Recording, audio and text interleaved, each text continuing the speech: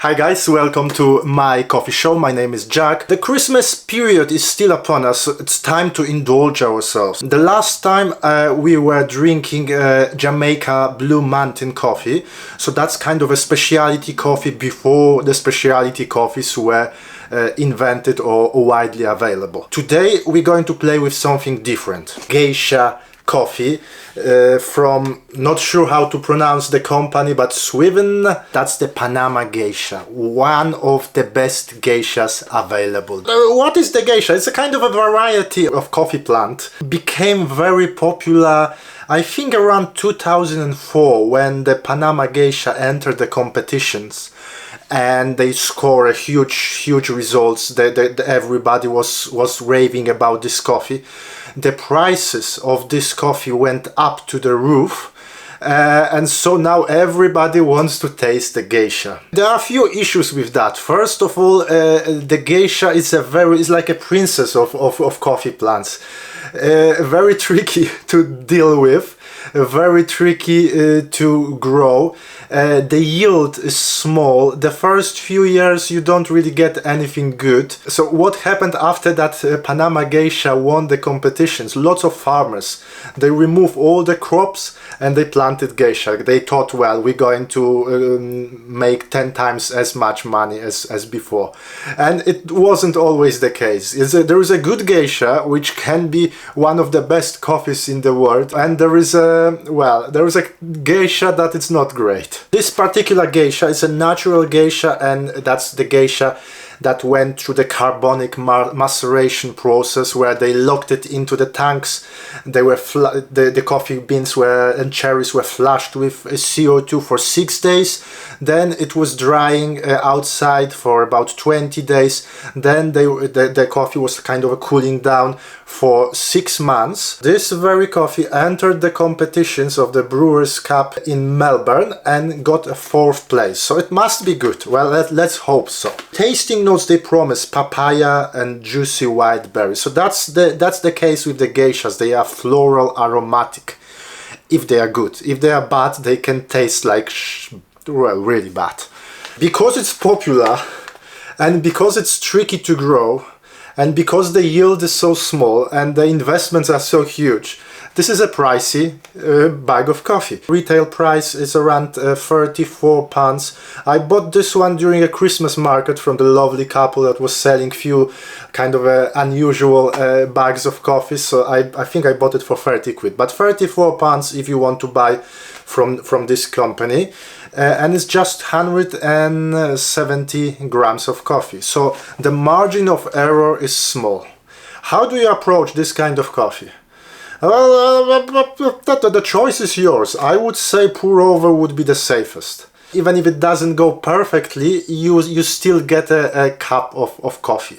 You don't want to waste 5 shots to dial it in for the perfect espresso. The second option I would recommend is to do something like a turbo shot.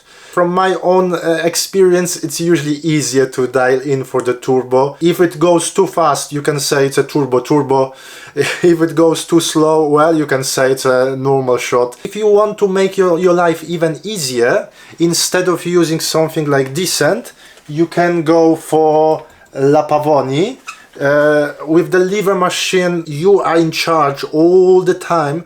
You can feel the feedback from the coffee pack and you can change the pressure accordingly and you can save lots of shots. You can take control over the shot on the Decent, but it is easier on a lever machine. Simple pour over, that would be a boring video. Probably will still be, but let's make it interesting. Recently I've got this Kalita brewer.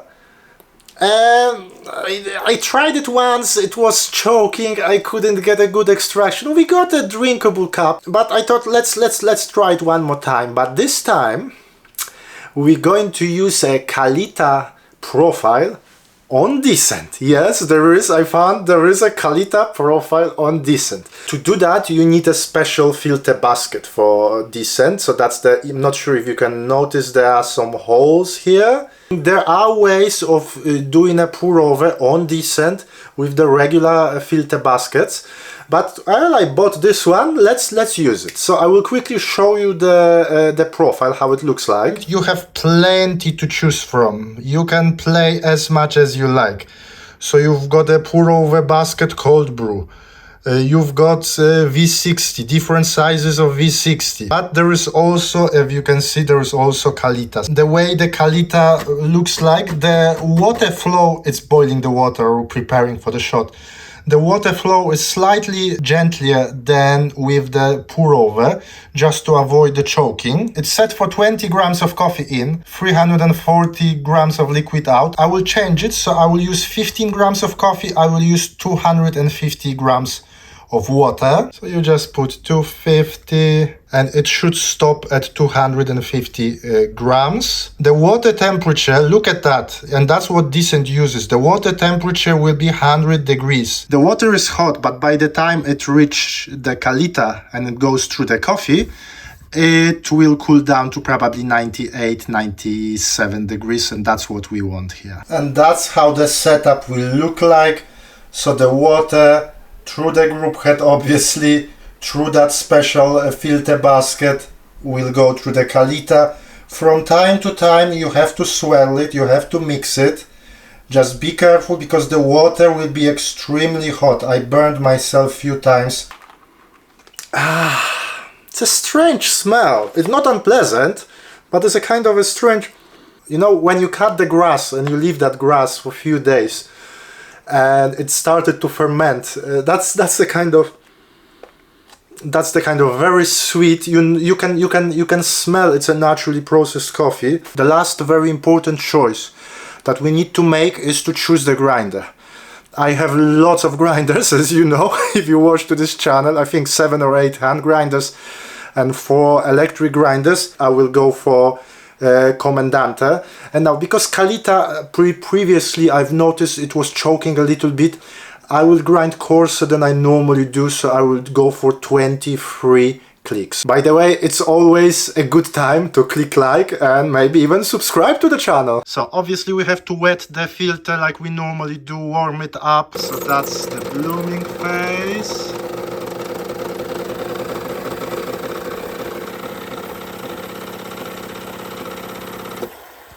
Okay, now we swirl it. So that was 78 for the blooming. Okay, and another one, so 30 seconds, around 30 seconds of the blooming phase.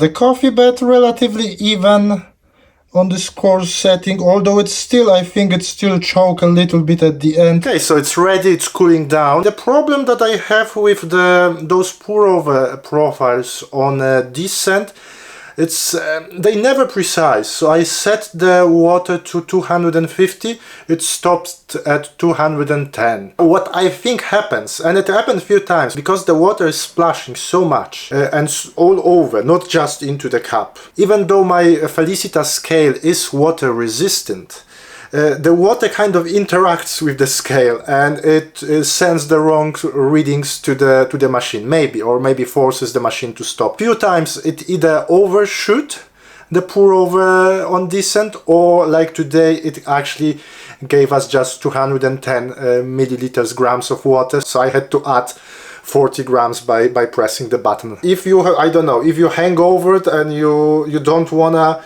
use a kettle, you want a machine to do it for you, yes you can, but I don't know, maybe because I'm not used to those profiles, but for me it's kind of easier to do it myself than to rely on a Decent. When I first got Decent, there was only one profile for the pour over, and now I've noticed there are lots of them actually, so I'm sure there will be improving them, and probably some of that it's my fault. I'm sure I made some mistakes. Anyway, the most important is that we have a cup.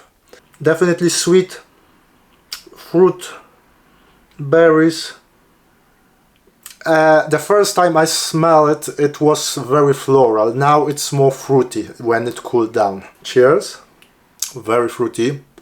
Cherries, berries, blackberries. There is a sourness in the background, but very nice. It fits those fruits very nicely. So Pretty much like if I was reading the flavor notes. If you like a fruity coffee, very good cup. Now, is it a kind of a wow cup?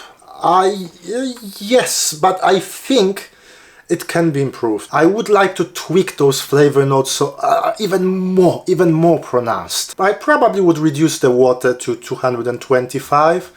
Maybe I would use Oria. I'm always lucky with the Oria. But if you want to use the Kalita on Decent, you can. You have that options, and that's what I like about Decent. It does not have to be perfect, everything, but you have those options, and then you can play with them. And if you put time and effort, if you choose the correct grind settings, play with the profile, because you can modify the profile. You will eventually hit perfection, and once you do, you can just keep that profile and you can pull it over and over again. If you're happy with the taste of the coffee, that's the most important. But for us coffee geeks, extraction level, it can also be interesting. So let me quickly check the extraction. 1.13 TDS, and we've got 16% extraction. So it's okay-ish, and because the coffee is good and so much flavor in those beans that even with the weaker extraction I can enjoy it, but we would like a little bit more. Guys, in your comments, if you tried a geisha coffee, Panama Geisha or any other geishas, what do you think about them? Do you like them? How do you approach them? How do you approach the coffee that it's so expensive you can only afford 100 or 150 grams? And also, if you tried any pour over profiles on Decent, how do you like them, and do you think they can be better than if you were doing it with the spouted kettle? But for today, thank you very much for watching. My name is Jack, this is My Coffee Show, and hopefully I will see you soon. Thank you, bye!